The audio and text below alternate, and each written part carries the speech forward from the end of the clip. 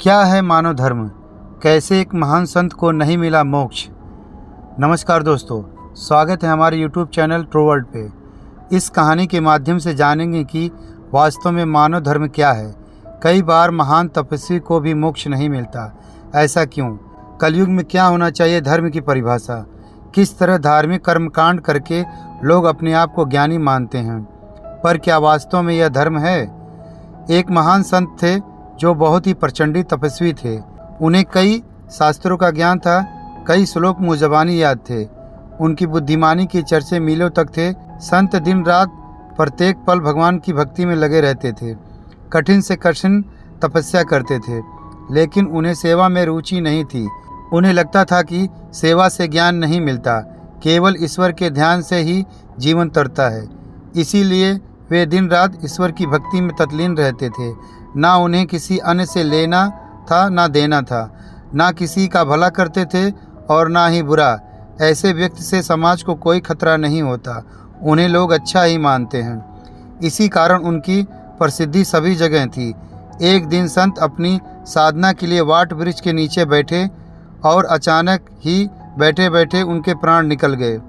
मृत्यु के बाद जब उनके सामने चित्रगुप्त आए, उन्होंने संत को कहा, हे तपस्वी, तुम्हारी तपस्या और ईश्वर की भक्ति को देखकर तुम्हें एक कुलीन प्रतिष्ठित परिवार में अगला जन्म दिया जाएगा। यह सुनकर संत दुखी स्वर में बोले, हे चित्रगुप्त, मैंने वर्षों तपस्या की, उसमें कोई कमी नहीं रखी, किसी प्राणी को दुख नहीं दिया, फिर भी मुझे मोक्ष की प्राप्ति क्यों नहीं हो रही? इस पर चित्रगुप्त ने संत को धर्मराज के सामने पेश किया।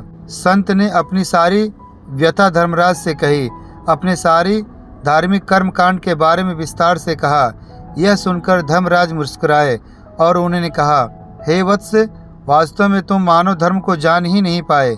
मुझे पता है कि तुमने कठिन से कठिन तप किया, किसी को कष्ट नहीं दिया, लेकिन तुमने परोपकार भी नहीं किया। अपने अर्जित ज्ञान से किसी अज्ञानी की मदद नहीं की, किसी रोगी का उपचार नहीं किया, किसी भटके राही को सही मार्ग नहीं दिखाया।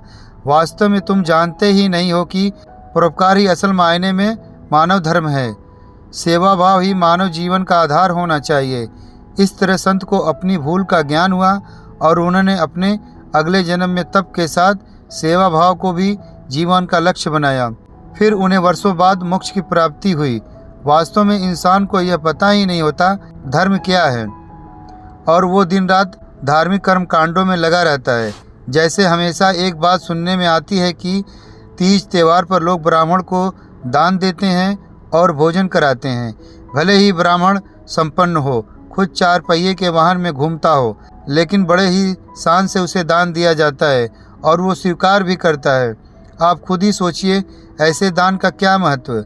अगर आप यही दान किसी गरीब को देंगे तो शायद उसकी कई दिनों की भूख शांत होगी, उसे जीने का सहारा मिलेगा। कई घंटों तक पूजा पाठ करना या भजन करना गलत नहीं है। अगर यही वक्त किसी अनपढ़ को पढ़ाने अथवा किसी रोगी की सेवा में लगाएं तो किसी का भला जरूर होगा और ईश्वर की नज़रों में यह उसकी सच्ची उपासना ही होगी। कई लोग बहुत दान दक्षिणा देते हैं, कई भंडारे एवं पूजा पाठ कराते हैं, लेकिन वही किसी गरीब भिखारी को फटकार कर भगा देते हैं। क्या यह धर्म है?